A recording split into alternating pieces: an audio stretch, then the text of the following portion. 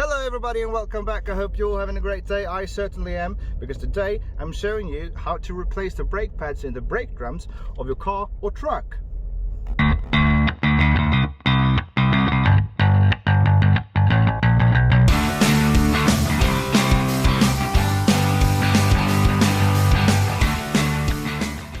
Right, replacing brake pads. It's relatively easy. The hard part usually is to get the caliper bolts off.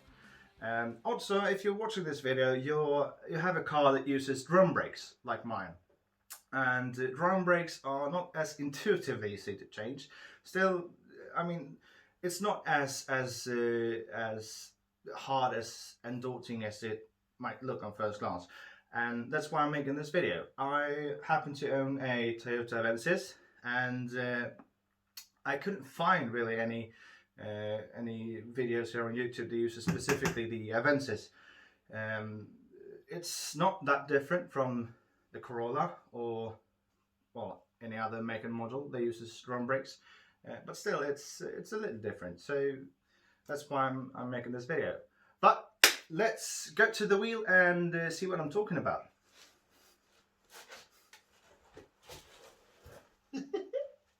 Hey guys, Chris Fix's brother here. Johnny Fix.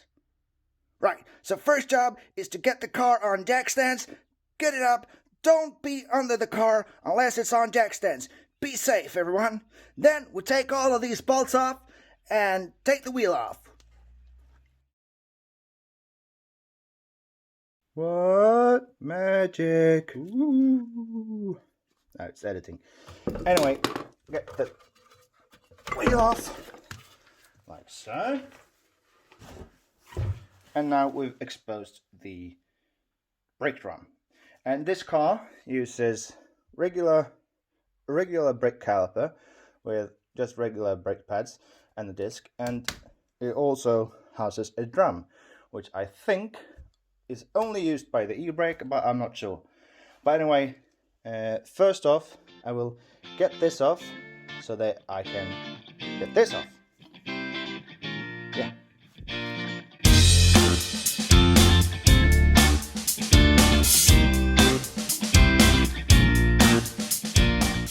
Be careful with the hoses, the brake line, because you do not want to break that. So just tuck that out of the way. Be sure not to tug on the brake line.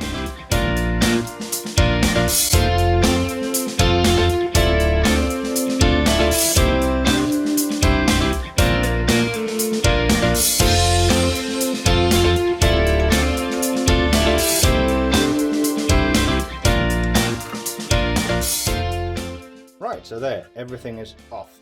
Now, we're going to remove this brake disc, and this is the brake disc, and this is the housing for the drum brakes. The drum brake pads are inside here. This might be a bit stuck, and if you look at that hole right there, don't know if you can see, right there, you're supposed to be able to get like a bolt like one of these inside there to be able to push. You push against the drum and the disc pops up. For some reason my bolts don't fit, so I'll have to use another method, which is, well, force, really. But I just want to say, when you do this, if you can't use that bolt hole, if you have to be a bit forceful, be careful, because there's a lots of brake lines and connectors and shit for the ABS right around here, and you do not want to damage any of those, because it's a pain to fix and it's expensive, and I want this to be cheap for you guys. And oh, and another thing, don't forget to wear a mask. No, but seriously, odds are there are a lot of brake dust in here. Very, very, very fine particles which you do not want to get in your lungs. So use the proper safety equipment. But for now, let's get this off.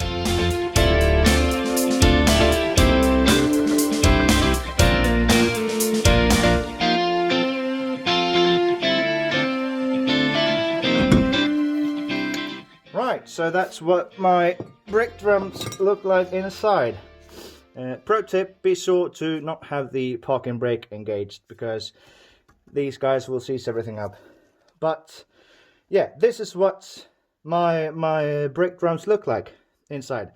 Quite dusty, because when I installed these, I did not have one of these nifty little videos, so I did it wrong, which meant that these pads weren't pushing, but they rubbed against the inside of the drum, and well, it caused a lot of friction and heat and all that, and most of this brake dusts come from there.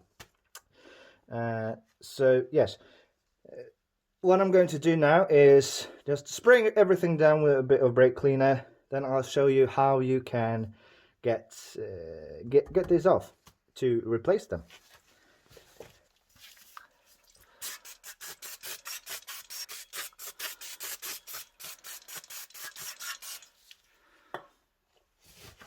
This is a very critical stage.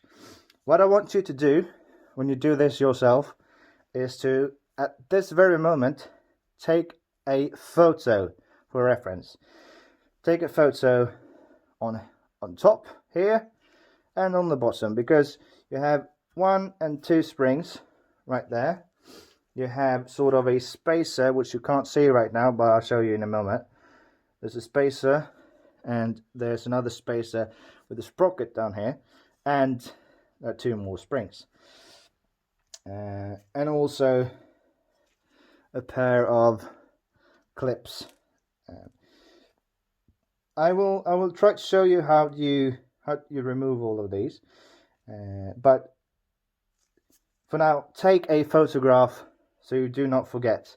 And why I sprayed it down with brake cleaner is just to sort of settle the dust, and so that it doesn't go flying.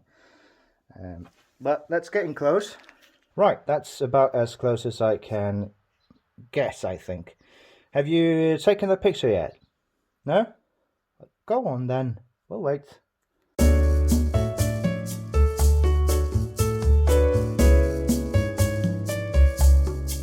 Right, so all of this black stuff right here is grease, which will be reapplying, so be sure to have grease on hand when you do this. But right, these 2 springs are the first ones we'll get off. There are specialized tools that you can use, although not everyone has one, and quite the unitasker, and I don't have one, but I'll be using common hand tools. A vice grip, which is not a common hand tool, so I will not be using that one. What I will use though are these, a pair of flat nose tongs. And I mean, if you don't have one of these, they're really inexpensive but priceless, so get yourself a pair. Also, a screwdriver would be a good idea. This one is a bit big, but I think I'll manage. It's not about the size after all. Or I'll be using this one. I couldn't find a good one. I think I don't know where it is. But so just to get your screwdriver in and pry a bit, like so, and then you can get your nifty tongs and just lift it out. And do not, whatever you do not lose these springs. If you get new pads, get new springs as well. They usually come as a kit, but keep track of these, because, well, if you lose them, you won't be able to use the brakes and by extension the car. So get this off, get the other off. Okay, so you see the spring goes around, coils around this one, and then goes down right there, and it goes down into this is the spacer that I was talking about. And to be able to get this spring off, we first need to get the spacer off. So just pull on the other pad, and there it should pop right out, and then you can get the spacer out. That's greasy, but as I said, we'll be replacing that grease. And now we can get the spring out.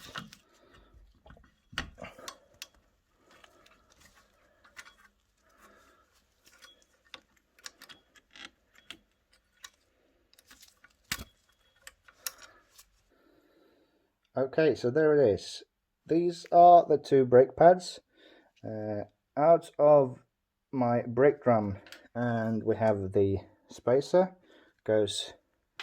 It goes right here, and then we have a spring from there to there, and from there to around, and there to around.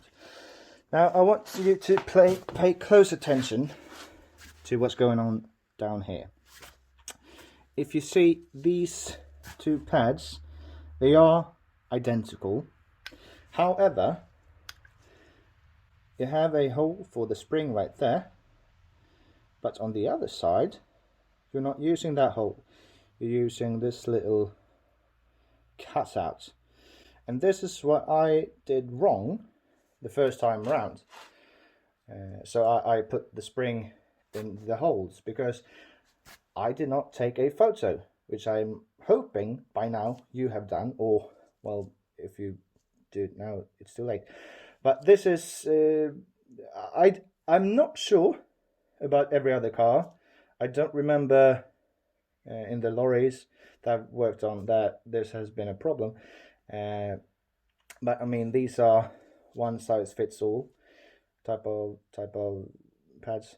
So just pay close attention, because if you do reinstall these the wrong way, you're going to have a bad time.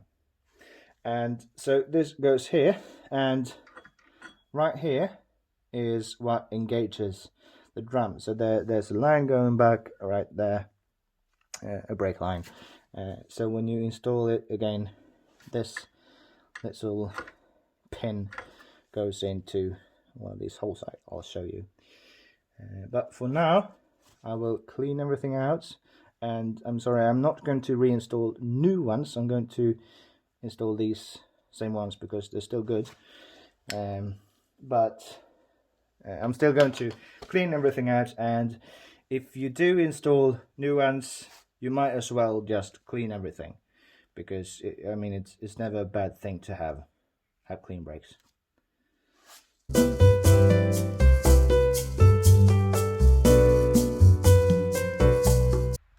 Alright, this little spacer here with the sprocket is very, very important, and I do recommend that when handling it, try not to readjust or try not to adjust it in any way, because this is, well, the adjustment for the distance and the braking. I will show you how to readjust your calipers. Sorry, the braking after we're done here, but try not to touch this too much. And also, before putting everything back in, I do recommend to just put it together like this, because this way it's open right here, so you can get it on.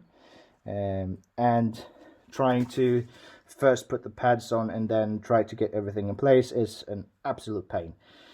But I'll reinstall this and get back to you.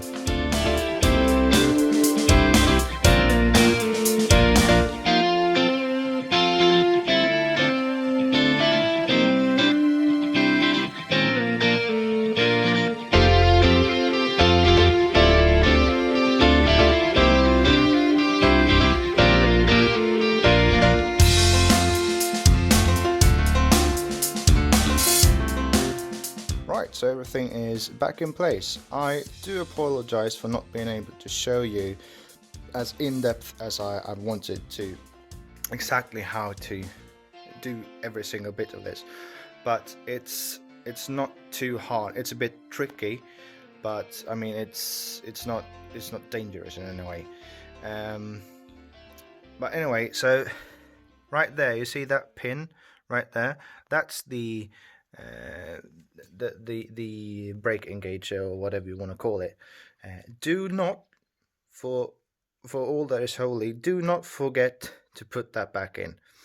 And that's also why these two are identical. So no matter which way you put them, it will still work. But so yeah, there's we have the sort of spacer with a hole in it, and the spring goes inside to hold, keep it in place. And we got the other spring, and down here we have the sprocket type.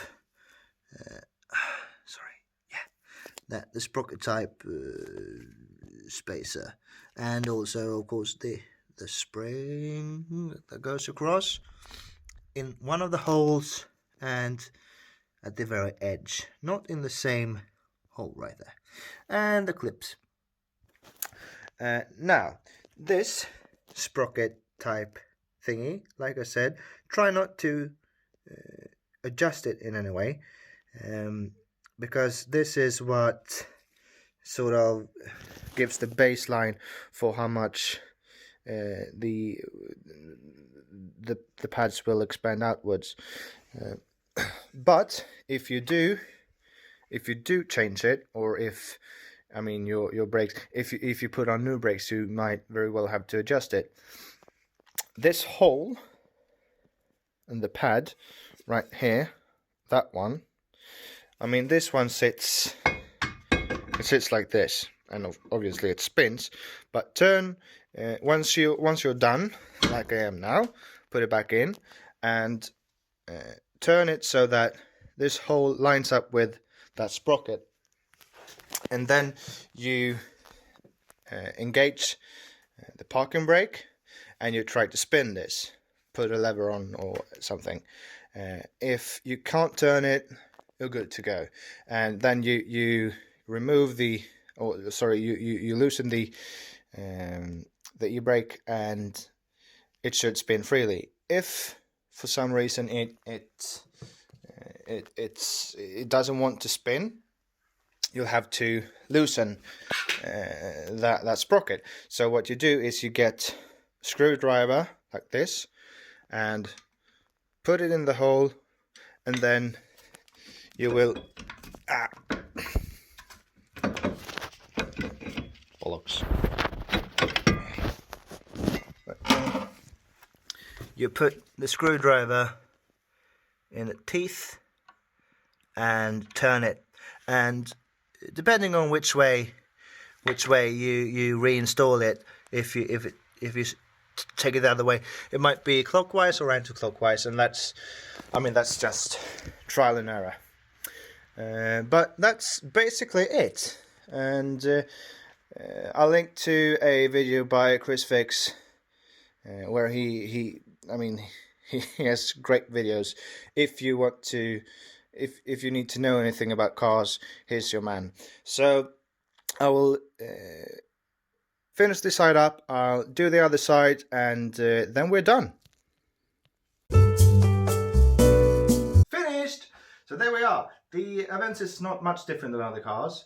If you happen to own an Avensis, you're welcome. If you don't, I hope this video still was instructive and helpful. I will say, before putting the wheels back on, don't forget to put the calipers back. No one would forget that and have to take the wheels back off, and yeah, don't forget that. And tighten the wheel nuts back to the correct torque. Check your owner's manual.